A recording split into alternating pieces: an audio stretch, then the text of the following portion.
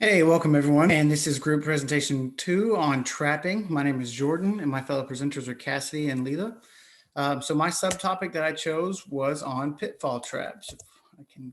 So here is a basic diagram of what a pitfall trap is. Basically, it's a hole in the ground with natural barriers or funnel nets or something to kind of push target species into the hole in the ground, and then they get caught and researchers can take them and do what they need to do.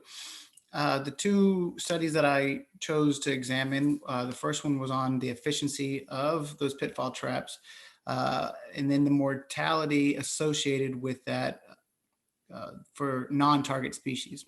So what they did was they were surveying for herps, but unfortunately, small mammals were found to be vulnerable to those pitfall traps. Excuse me. The second study was a comparative study that compared camera traps and pitfall traps on capture rates of small mammals and reptiles. And so we'll dive in and look at those. So the first study was the trapping efficiency and mortality rates of non-target species, and it was conducted in Mississippi in 2004 to 2006. Researchers had 5 to 10 days of sets. They checked it daily, and they found that shrews and mice were the largest number of associated mammals that were caught. Once again, it was for reptiles, and that's those small mammals made up 472 individuals caught in their sets. So unfortunately, that means that pitfall traps are very productive. Unfortunately. But for this study, they recommended that some kind of predator exclusion devices maybe be implemented, some kind of net or mylar tape or something to keep hawks predators away, or use funnel traps instead of pitfalls.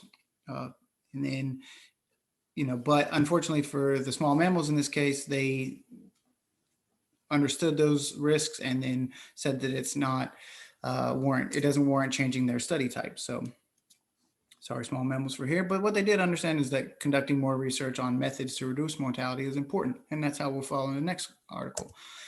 So the next article was conducted in Southwestern Australia in 2015, 2016, and it compared the efficiency of pitfall traps to camera traps. And so they found that camera trapping was only 23% as effective for reptiles, but 5 times more effective for small mammals.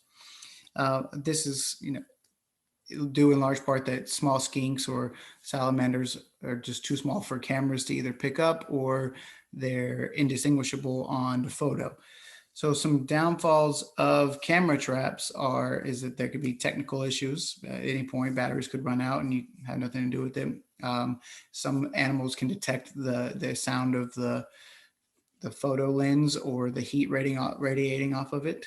They are costly and they can be stolen, which has happened more times than not, I'm sure. The upside of that is that there is a zero mortality causation instead of the pitfalls, as we just saw, that have upwards of 50% mortality in the small mammals.